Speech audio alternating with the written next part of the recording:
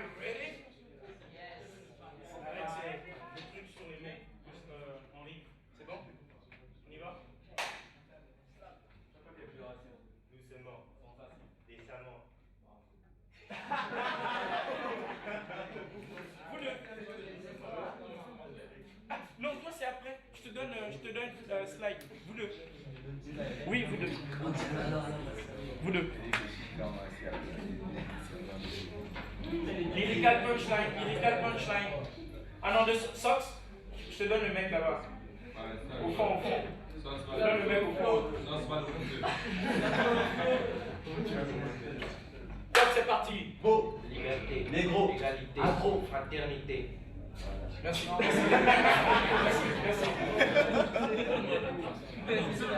C'est bon? Activé, discute. Éclairer, expliquer, légaliser, attraper, éclairer, incinérer. Éclairer le poids. Donc, si vous avez des questions concernant l'islam, c'est ouvert à tout le monde. Il faut bien préciser parce que là on était déjà sur un débat de l'islam. Comment slamer, comment écrire, comment dire, Comment et ce sur l'islam. Slamer, juste assister. Mais entre-temps, lors des débats, je posais une question qui me vient à l'esprit. C'est quoi même l'étymologie du mot slam? Slam, c'est claquer en fait. C'est ça l'étymologie, claquer. Mais ceux qui font du basket, slam dunk. Allez à l'anneau, boum. Voilà. Ça, c'est l'étymologie du mot. Bon, mais non, pourquoi Mark Smith a choisi ce mot-là, je ne sais pas. Mais si on fait le rapprochement... Il y a un petit rapprochement qui est intéressant. Mark Smith avec la dub poterie. Ouais. Et au début, comment les gars faisaient? Ils faisaient les combats. Le boxe avec le verbe. Donc on se met sur un ring, on sonne le gong et il commence à claquer des mots. Et le jury dit, bon, finalement, le meilleur tapeur, c'est ce gars-là. Le patrimoine culturel est conforme à notre réalité. Avec lui, c'est notre mentalité et notre spiritualité qu'on forge. Ces sons de tambour qui me réconfortent, des bruits de tam-tam qui me consolent, un son de harpe et c'est mon âme qu'on porte vers ce monde où c'est en noble et sage que l'homme se comporte, où les ancêtres nous offrent santé, vérité, consort et qu'on sorte de là. On rencontre joie et bonheur encore. Il y a un tournoi de slam. Et pour ce tournoi, il faut 10 textes par poète. Je participe, hein. Kemirut participe, hein. Nono participe, hein. Fidel participe, hein. Bakoma participe, hein. Le Oaz, il est champion du Gabon, hein. Le Oaz, à titre de rappel. Et le vainqueur de ce tournoi-là ira en France pour la Coupe du Monde de slam. Non mais je vous remercie et à samedi prochain. Non, à tout à l'heure, puis à samedi prochain. Merci. Ne vous battez pas pour sortir, hein.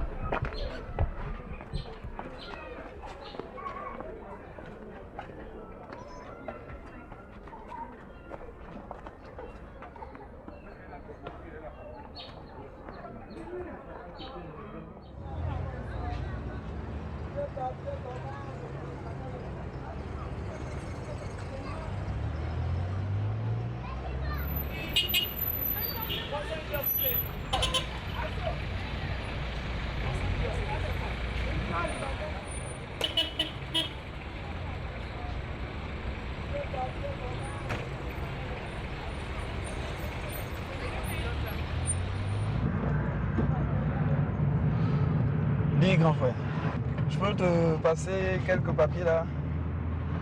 Ce sont des flyers, on appelle ça, c'est la lettre en fait. Ok. Ouais, c'est pour la promotion d'un spectacle. Un spectacle de poésie. Ouais. De poésie qu'on appelle slam quoi. Ça s'apparente un peu au rap. Moi, j'adore vraiment tout, mais sauf la poésie. Je n'ai jamais opté pour ça. Même pas le rap. Non, le rap, pour moi, c'est pas de ma génération. Ah bon? Ouais, c'est tout nouveau ça vient de naître.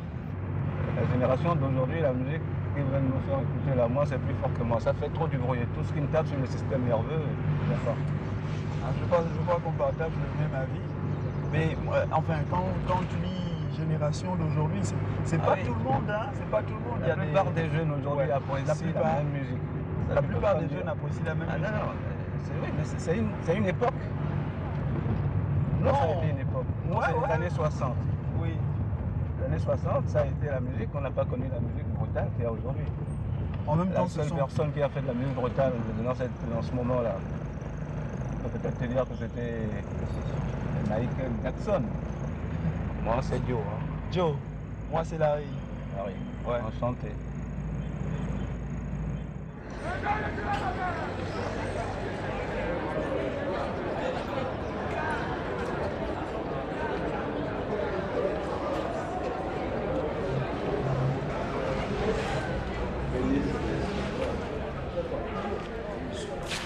Cours axé sur l'histoire du Gabon au XVe siècle. Les préjugés en Occident antique et médiéval sur le monde inconnu et l'homme noir de l'Afrique subsaharienne à l'arrivée des Européens sur les côtes du Gabon. Je vous donne la parole. Si vous avez des questions, je vous donne la parole. Oui, allez-y. Est-ce qu'il n'y a pas une vision, n'est-ce pas, de l'Européen de toujours montrer que le noir restera un être inférieur? Et pourtant, il y a eu des écrits dans cette période antique qui ont montré que le noir avait aussi une place importante, pouvait être considéré comme un être au même titre que le blanc. Moi, je voulais juste répondre à sa question. Et tout à l'heure, vous nous avez dit que le préjugé se base souvent sur l'inconnu. Donc, sur le fait qu'on ne connaît pas réellement qui est l'autre. Et ensuite, vous avez pris l'exemple de Duchahu, par exemple, qui en arrivant sur les terres africaines, malgré ce qu'il voyait, a continué à entretenir, à nourrir ces préjugés-là. Cela sous-entend que chez Duchahu, il y a une volonté manifeste de tirer le noir vers le bas, de montrer à ses compatriotes restés l'autre côté de la Méditerranée que le noir est inférieur, ce qui est carrément faux. Du coup, ma réponse à sa question, c'est la communauté européenne, en partie, a toujours contribué à ce que le noir soit vu comme un être inférieur. Mon texte de slam n'est pas un texte inspiré. C'est pas un truc qui vient là, pauvre, sur un coup de tête et puis je commence à écrire. Moi, quand j'écris, c'est plus dans... Je constate. Je constate et sur ce constat, j'essaie de faire des recherches, donc de fouiller partout. Partout où je peux avoir des informations par rapport à un thème bien donné. Récemment, par exemple, on a écrit avec des amis sur le Code noir. Et en écrivant sur le Code noir, les cours d'histoire que j'ai eus ici, en fac, m'ont beaucoup aidé. Parce que déjà, je savais que ça faisait référence comment dire, à la loi, n'est-ce pas? J'ai pas les mots. À la loi mise en place par les autorités françaises de l'époque pour asservir les peuples noirs de Guyane, je crois.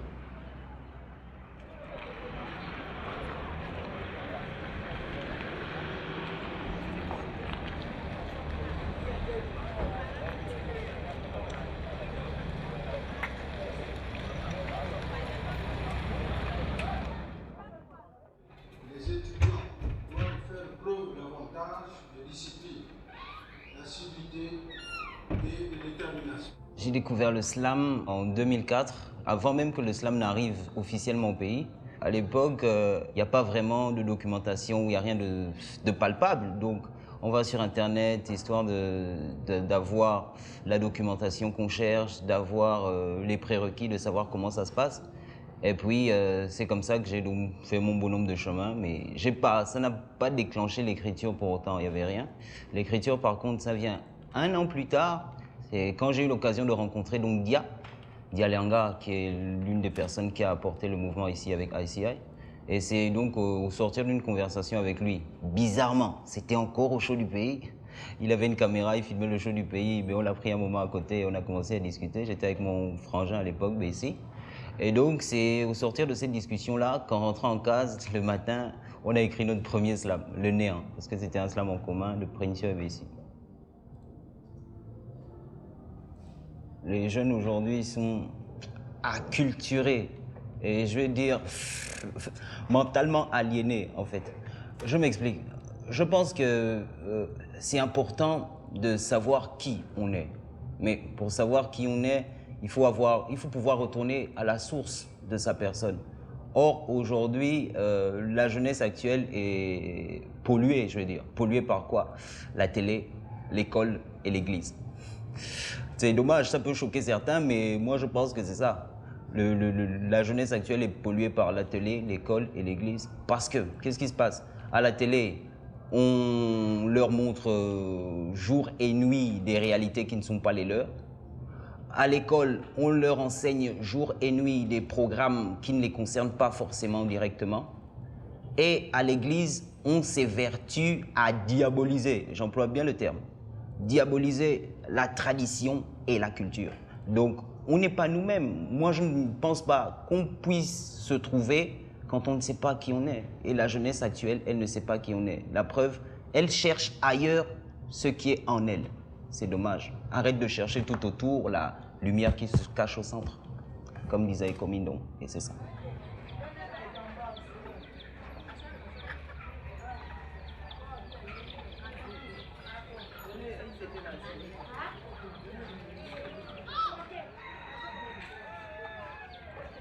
Arcane de la logique, code.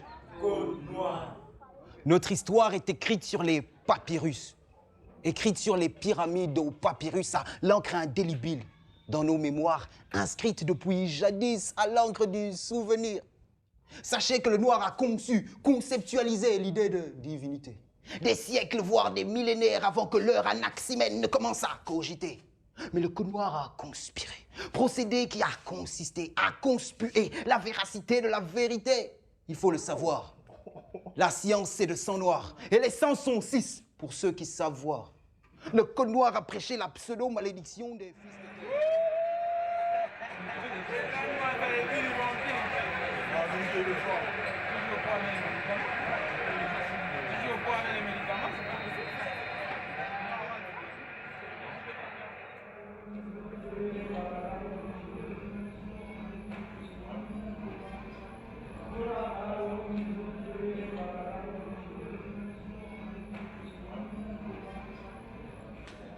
D'abord, Esco, tu es là aussi.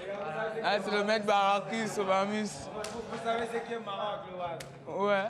Il y a certains étudiants qui viennent ici, histoire de travailler, d'autres qui ne viennent pas, par exemple, peuvent se dire, mais le bâtiment est achevé, pour qu'est-ce que les gens font là-bas, quoi? Qu'est-ce que tant qu'ils ne viennent pas voir qu'on est en train de bosser, étudier, ils peuvent se dire, ah ouais, ceux-là, ils sont peut-être pas normal ou voilà, quoi. Facilement prêtent des intentions, c'est tout, endroit à risque et tout. Mais non, mais c'est tranquille, c'est un endroit. Nous sommes à l'ombre, on étudie, on discute. Si c'est un endroit où tu peux te restructurer, où tu peux te concentrer par les amis et ça crée des liens de familiarité. Tu peux poser une question, tu as un problème, l'autre peut trouver ce problème-là. Et parfois, on se marre, on fait des blagues. Bon, pour certaines, se disent qu'ils sont bien pour se divertir, pour faire beaucoup de choses. On entend une magie qui se passe en nous. Dans les mangongis, ta capoeira, dans les mangongis, tu vas te faire ça tranquillement, dans les mangongis, tu peux un rappeur célèbre, dans les mangongis, tu peux un rappeur dans la chambre, dans les mangongis, j'aime le béca négro, dans les mangongis, le Beyoncé, négro, viens te balancer dans la lolo, la bonne idée, le Wellington, c'est ça qui fait le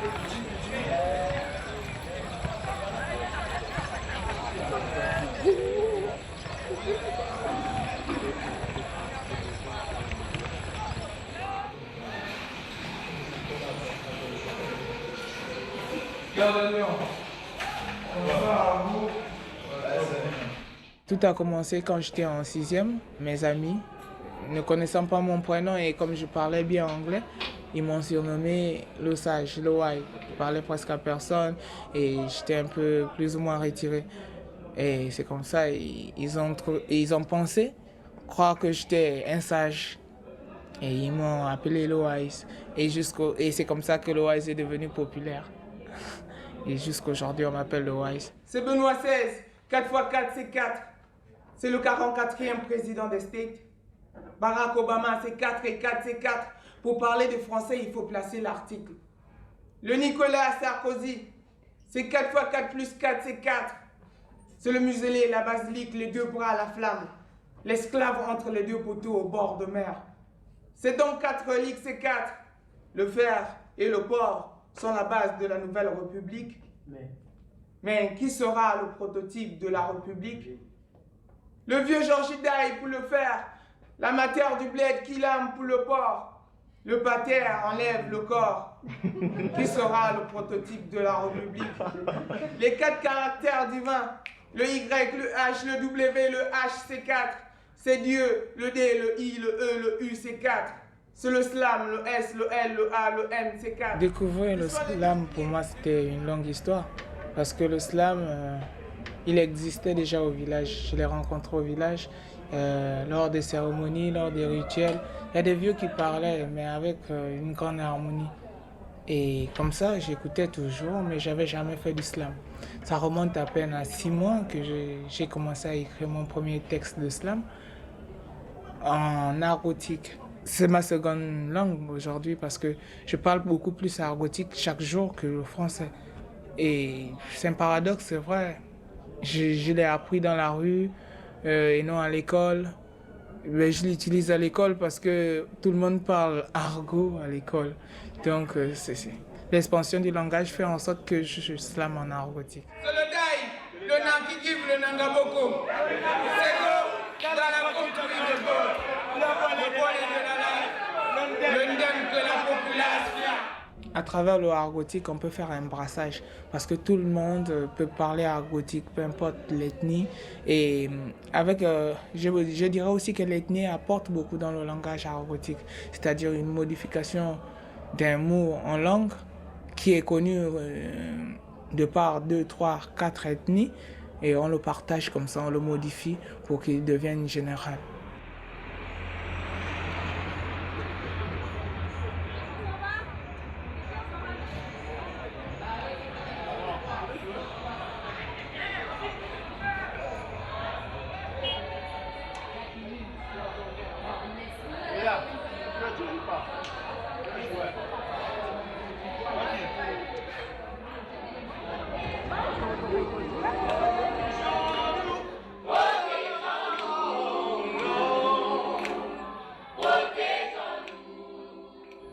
Quand tu viens dire un texte, hein, en général, quand tu montres aux gens que tu as peur, ou quand tu montres aux gens que tu es stressé,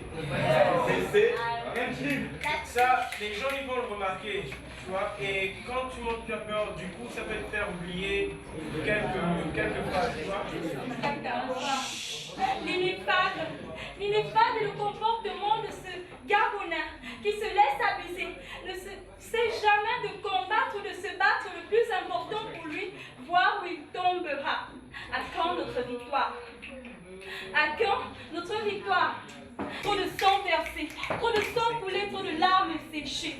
Je prends le combat de la paix.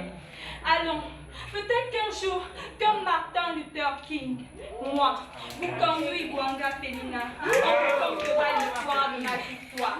Allons, je serai votre leader. Qu'attendons-nous pour changer notre pays? Tout est fini, les femmes.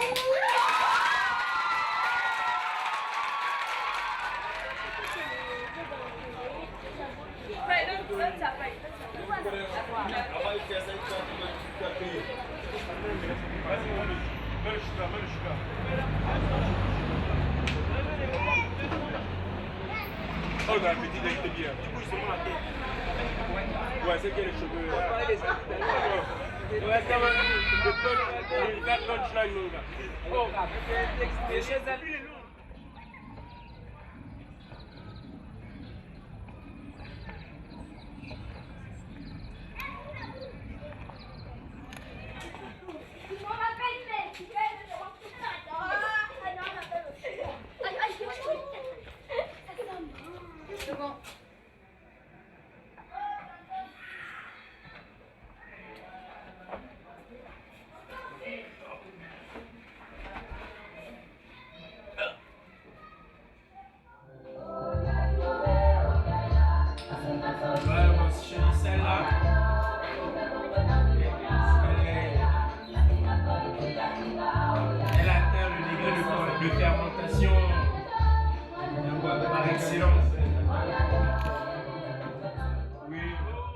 Hurricane, c'est mon prénom. Mes frères, ils m'appellent comme ça.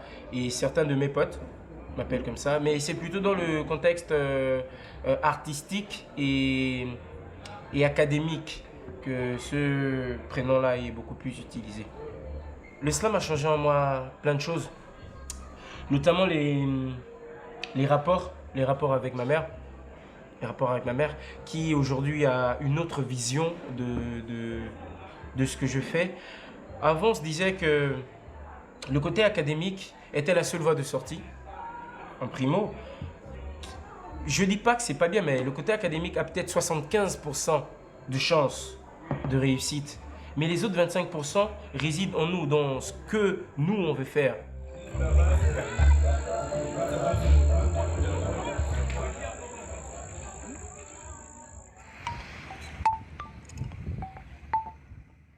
Si, on est ensemble. Et donc, je vous ai dit aujourd'hui, on va parler de slam, parce que le slam, c'est cette tendance urbaine qui est née aux États-Unis du côté de Chicago et qui est en train de prendre de l'ampleur un peu partout dans le monde. L'Afrique aussi est frappée par la fièvre du slam. On reçoit des frangins de Nyabinghi Slam. Donc, avec eux, on va parler du slam, les enjeux du slam au Gabon, et on va aussi un peu parler de cette formation de slam. Big up à tous ceux qui sont connectés et qui, comme moi, apprécient l'homme qu'on appelle Kerry Jones. Lève encore un peu le son, man. Lève encore un peu le grand Kerry. On l'appelle Yaya, il est trop fort. T'as senti le truc, hein? Lève encore. Nyabinghi existe depuis, issu du label Zorban Productions. Avec Nyabinghi Squad. Voilà, avec Nyabinghi Squad. Et voilà, à la découverte de l'art, vu que c'est deux protagonistes de Nyabinghi Squad qui font la découverte de du slam. Donc en important l'art, ils ont jugé utile de donner cette appellation-là au cercle de poètes existants. Mais on sait aussi que Nyabinghi, c'est un guerrier africain. Je crois que c'est ça. Oh, c'est un peu ça. C'est un peu ça, c'est pas vraiment ça. En fait, il y a deux histoires en se rapportant à Nyabinghi. Donc il y a une histoire qui se rapporte à une princesse qui s'appelait Nyabinghi, qui est une princesse ougandaise qui a lutté contre les colons. Et il y a une histoire un peu plus rocambolesque qui se rapporte à Haïlé Sélassié et qui avait, d'après les dires de journalistes anglais, une armée d'1 million de barbares qui se faisaient appeler les Nyabinghi. Les Nyabinghi, mais dans tous les cas, ce sont des guerriers. Hein. Oui, un si soldat, c'est un combattant, c'est un guerrier. Grave de maxi respect. C'est sur la 106 FM que ça se passe. Alors, nous sommes arrivés au thème. On va vous demander le mot de fin, surtout par rapport à l'enjeu, et puis aussi certainement dire un truc sur Nyabinghi. Voilà, on commence par moi. Mon mot de fin c'est demain, Centre culturel français, 20h30, spectacle inédit de slam donné par Nyabinghi et Yo Slam Clan. Et pour finir la série sur le ghetto, le tournoi de poésie. On a 5 Gabonais qui vont, dans un petit duel verbal, essayer d'avoir une place pour Bobigny pour aller représenter l'étendard de la nation à la Coupe du Monde de slam. Voilà, donc au sortir de cette compétition, un Gabonais ira participer à la Coupe du Monde de slam. Voilà. Et là, selon vous, le slam apporte quelque chose à la société en faisant au monde entier découvrir la nation gabonaise. Bien évidemment. Parce que la culture, elle n'est pas chorale. Demain, si vous venez, vous allez voir que la culture, elle est gestuelle, mais la culture sera représentée. Les gens seront surpris. C'est.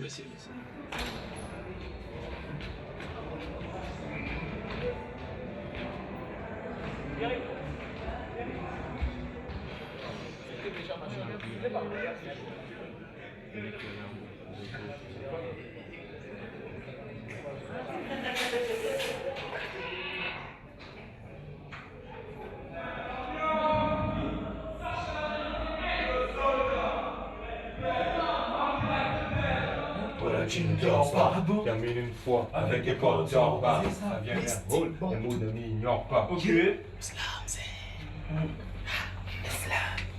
slam, c'est l'art de la poésie. C'est trouver la poésie dans l'art ou l'art dans la poésie. C'est exprimer ses émotions, son identité. Yeah, Hurricane. Là, c'est jour J, il manque quelques heures. Donc, on essaie de se mettre un peu dans l'ambiance qu'il faut. Voilà, sponsor officiel. Ouais.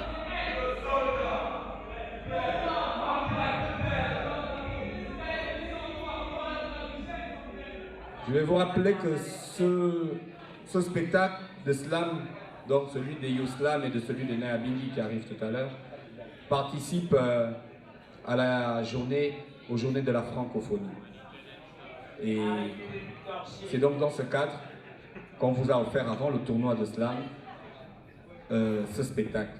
Suite à la disparition tragique de la tête pensante de notre parti politique, Mouvement pour la renaissance du pays Ngoyi, et vu que la présidence est désormais vacante, les instances dirigeantes que je représente ont décidé de la tenue aujourd'hui d'un congrès de la plus haute importance, auquel ont été conviés Olidji, vice-président de notre parti.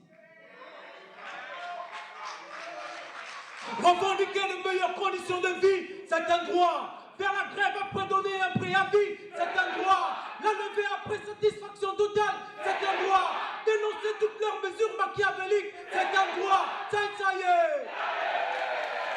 Depuis que j'ai réalisé que l'oralité est ma réalité, j'ai compris que la parole passe partout et que tout passe par la parole. La transmission des traditions de génération en génération, telle est la mission des sages, à assurer le partage de l'héritage à travers les âges et les paysages. Dans les contes, les mythes, les proverbes, les devinettes et les scénettes qui véhiculent le message de nos terroirs, de notre histoire, de notre mémoire, de notre savoir et de nos avoirs. Mais je crois que c'est dans ce réservoir qu'il faut puiser avant d'aller au rendez-vous du donner et du recevoir.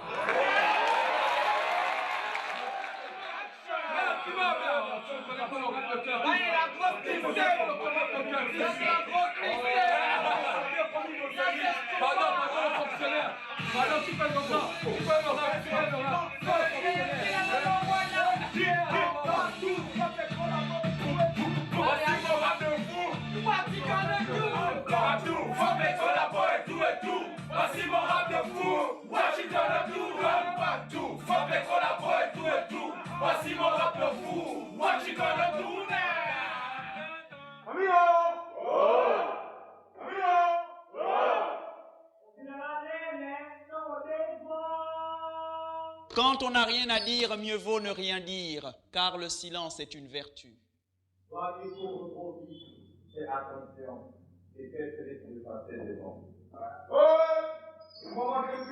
Là, on est en train de monter un spectacle qu'on va tourner dans 6 pays. Et c'est le projet qui réunit aussi 6 pays.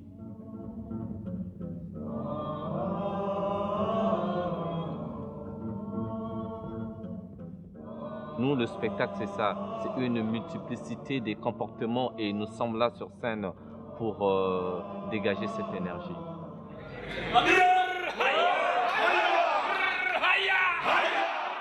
L'Union africaine, moi, je dirais que c'est tout juste un mot. Attends, on ne se connaît même pas, quoi. Qui est africain, qui n'est pas africain, qui est machin, qui est... On est tous juste là sur l'identification. Mais c'est nul quand même, quoi.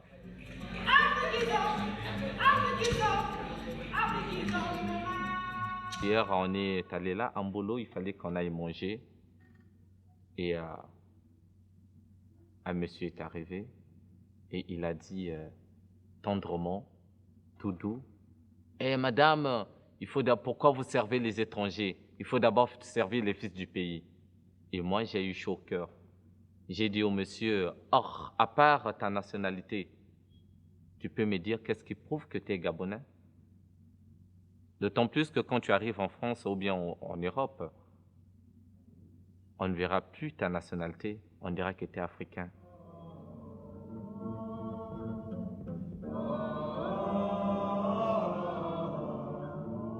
Sur scène, nous sommes unis et nous sommes un. Et puis nous, on veut véhiculer ce message-là partout. Que s'il y a les dirigeants africains qui n'arrivent pas à le faire, nous, les artistes, on va le faire. On va réunir l'Afrique, mais pas avec leur mot Union africaine. Je suis noir, c'est un fait, mais au fait, est-ce réellement si néfaste? Je suis noir, nègre, négro, munombi, black sans black, et je ne fais pas semblant. Déchire mes veines et je t'assure que tu ne verras pas un semblant de semblant. Noir, je me réclame. Noir, je clame. Noir, je déclame. Appelle-moi noir pour que j'acclame. Noir sont mes origines, mon histoire et mon épopée. Noir, je resterai malgré toutes les peines à écoper.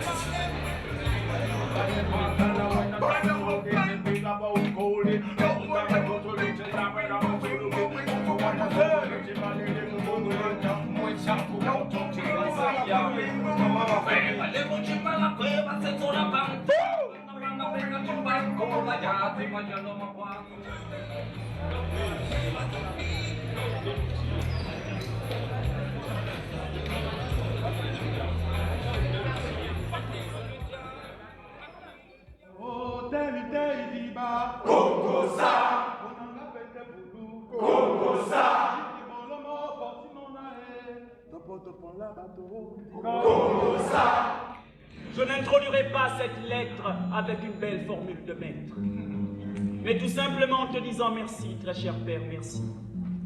Merci pour cette parcelle de terre que jadis tu m'as offerte. J'ai choisi de la cultiver. Le rituel habituel, je l'ai respecté. Je l'ai friché, brûlé, l'amour est subdivisé et avec un peu de sang, je l'ai souillé. Je l'ai souillée pour qu'elle ne soit pas stérile, pour qu'elle n'en soit que plus fertile, pour que je puisse y planter mes débiles gloires, mes pacotilles.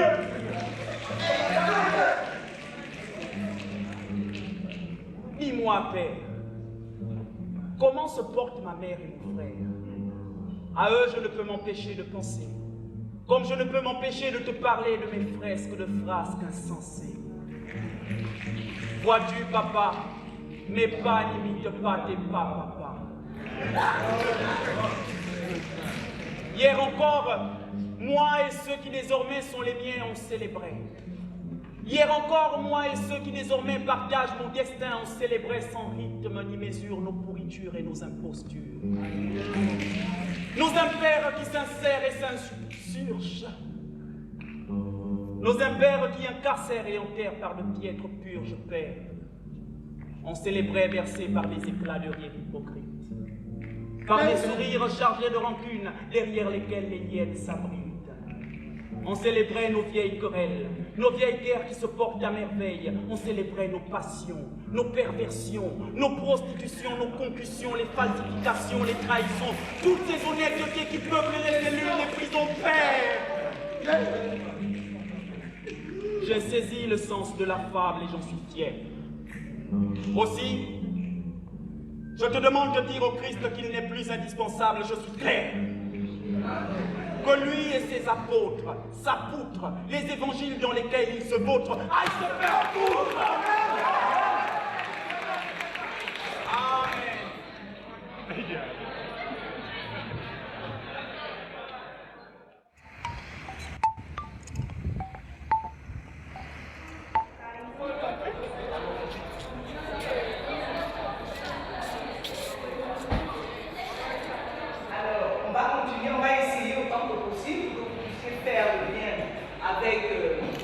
Vos travaux de recherche, notamment pour ceux qui travaillent sur l'épopée, sur le conte, sur le slam ou même sur le rap.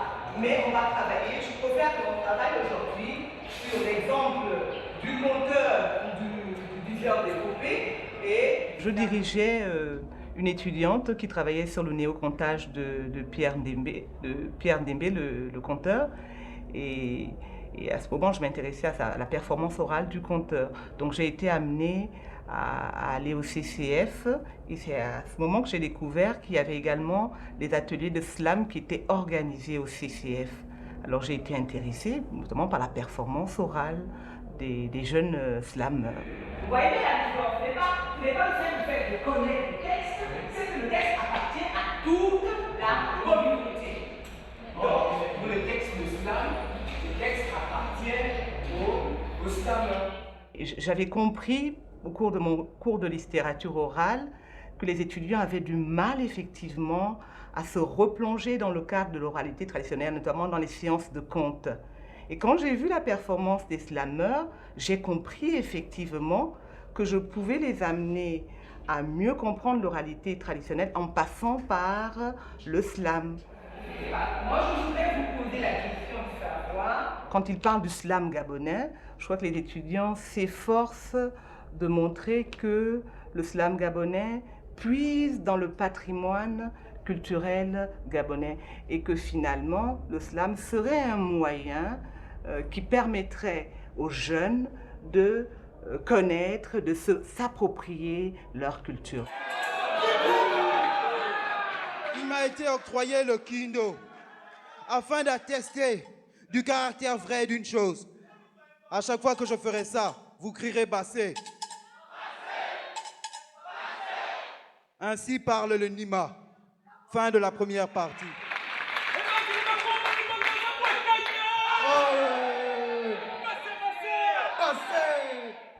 Les slameurs gabonais tentent de s'ancrer dans le patrimoine culturel de façon trop superficielle à travers des références au Mvède, à la sitar, au bouiti, à travers un maquillage, mais pour moi ça fait folklore. Bon, c'est peut-être pour des questions d'identité, de légitimation, de valorisation d'une culture, de valorisation d'un patrimoine, mais à mon avis ça me semble superficiel. Je remarque d'ailleurs effectivement qu'il y a certains qui introduisent des phrases dans les langues gabonaises, bon, qui ne parlent pas correctement. Bon, c'est un peu le côté, oui, parce qu'on a le constat, c'est que les jeunes ne parlent presque plus leur langue, hein, comment je dirais pas des langues maternelles, mais les langues vernaculaires. Et tout d'un coup, effectivement, quand j'écoute les chansons de slameurs, notamment celle que tu m'as passée, hein, Kongosa, je vois toujours une référence à une langue gabonaise. Alors, pour moi, je l'interprète en réalité comme étant une revendication d'une identité. Hein, mais je vais un peu plus loin, je me demande, est-ce qu'ils vivent vraiment cette identité? Je pense que le problème aussi de la tradition et de la culture, c'est parce qu'elle n'a pas suffisamment été vulgarisée. Elle reste cachée. Donc, les gens ont une mauvaise image de cette dernière. Alors que nous, quand on récupère certaines de ces formules responsorielles, Bandini Makombo, Banganga, Bokaye, que le peuple réponde Bokaye, ça permet de ramener l'univers là du Mbanja, de l'initiation. Et c'est évident que même si nous, on n'est pas forcément initiés, pour avoir ces formules-là, on fait des recherches forcément. On va auprès de ceux qui connaissent. On ne dit pas des choses, on ne parle pas de choses qu'on ne maîtrise pas. Ça veut dire qu'indirectement, on s'initie et on participe à la vulgarisation, à la propagande même, je veux dire, de ce qu'on est. Et à mon niveau, oui, on se bat contre l'aliénation culturelle. Donc ceux qui disent qu'on est des usurpateurs, je dis non, eux, ils devraient plutôt tout faire pour nous aider dans ce sens. Parce que le but n'est pas qu'on conserve des sociétés secrètes qui n'avancent pas. C'est pas ça. Ça, c'est du bouiti donc, tradition. Et toutes deux vivent en moi.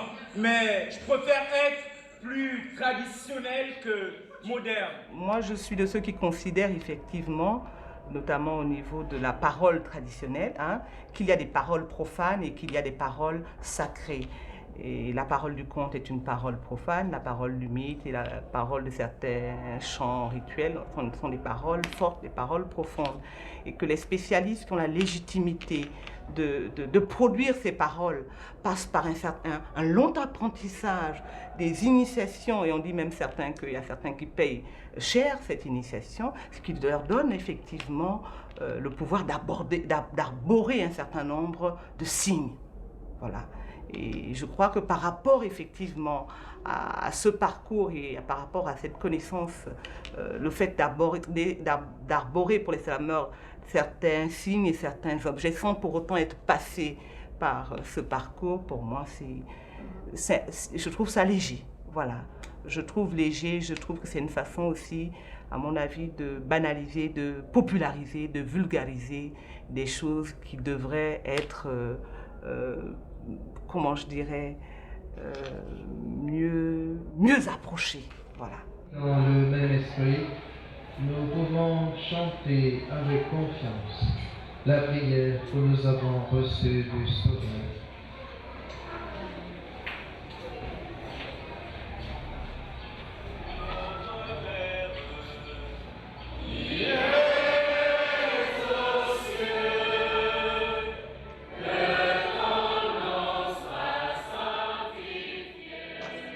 God nous a give le power. On a salaka le power dans les colos. Les pièces, c'est pour la clope. Les miettes, c'est pour la frime. God, bless ta populace et délivre-nous du fire. Fire. Merci pour ton aide sur la croix. Tu es le bangando, tu es le dos. Aucun mougou ne peut te sissia, ni te choix. Car sa toi qu'appartiennent tous les Shiba. Parce que tu es le roi des rois. Je suis allé à l'église avec mes parents, bien qu'on n'y allait pas tout le temps, mais on allait quand même quelquefois les dimanches. J'ai fait du catéchisme et je suis communié et baptisé à l'église Saint-Hilaire de Franceville. Et voilà, c'est comme ça, par conviction, par rapport aux parents, on est devenu ce que l'on est.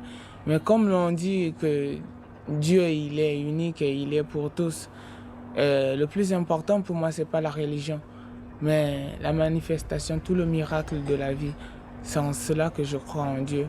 Les églises, le reste, pour moi, c'est un décor. Pour moi, c'est la foi qui sauve. Depuis la colonisation, c'est avec la religion qu'on est venu nous conquérir.